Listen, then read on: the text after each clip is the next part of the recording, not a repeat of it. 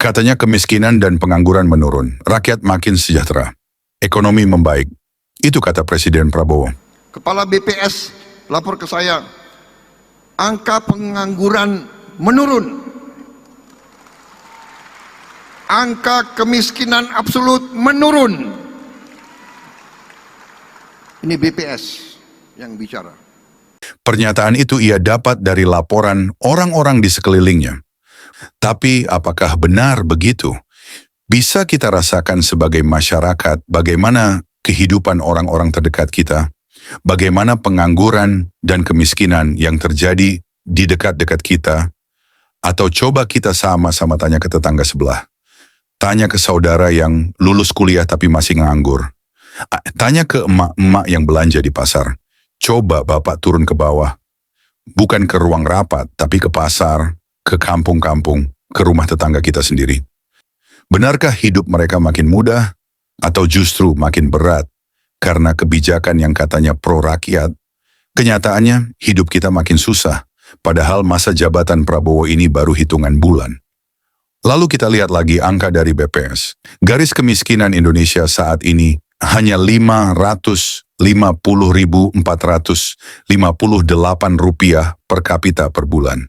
Artinya, kalau kamu punya penghasilan Rp600.000 per bulan, kamu dianggap tidak miskin oleh negara. Logis.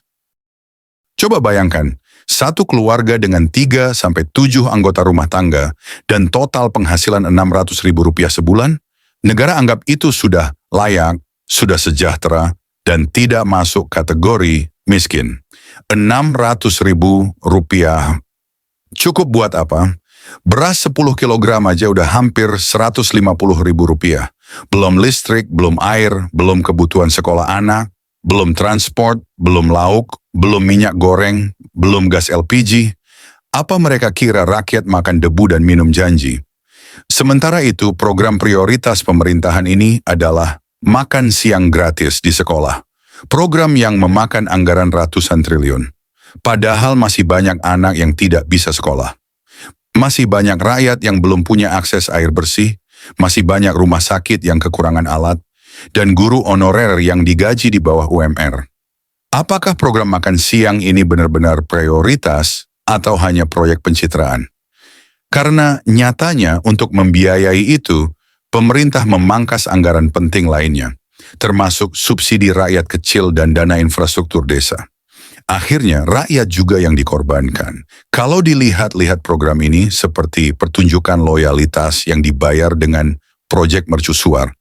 Bayangkan program Rp400 triliun ini dijual dengan solusi kemiskinan, tapi strukturnya justru memusatkan kekuasaan di tangan elit lokal.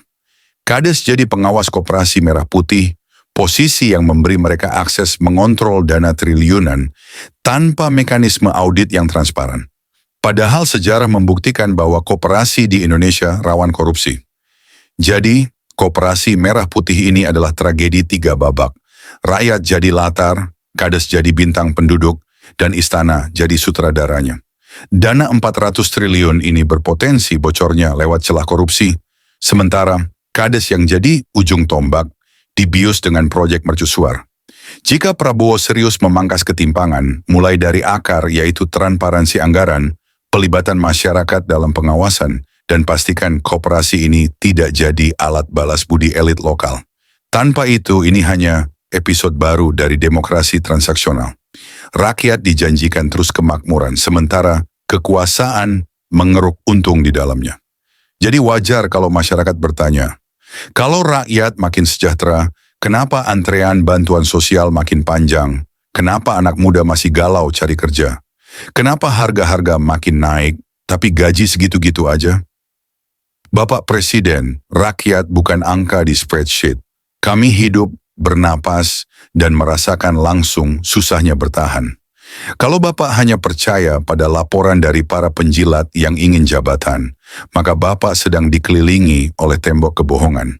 Indonesia terlalu besar untuk dikelola dari balik meja, terlalu penting untuk diserahkan pada data yang menipu, dan terlalu berharga untuk dikhianati.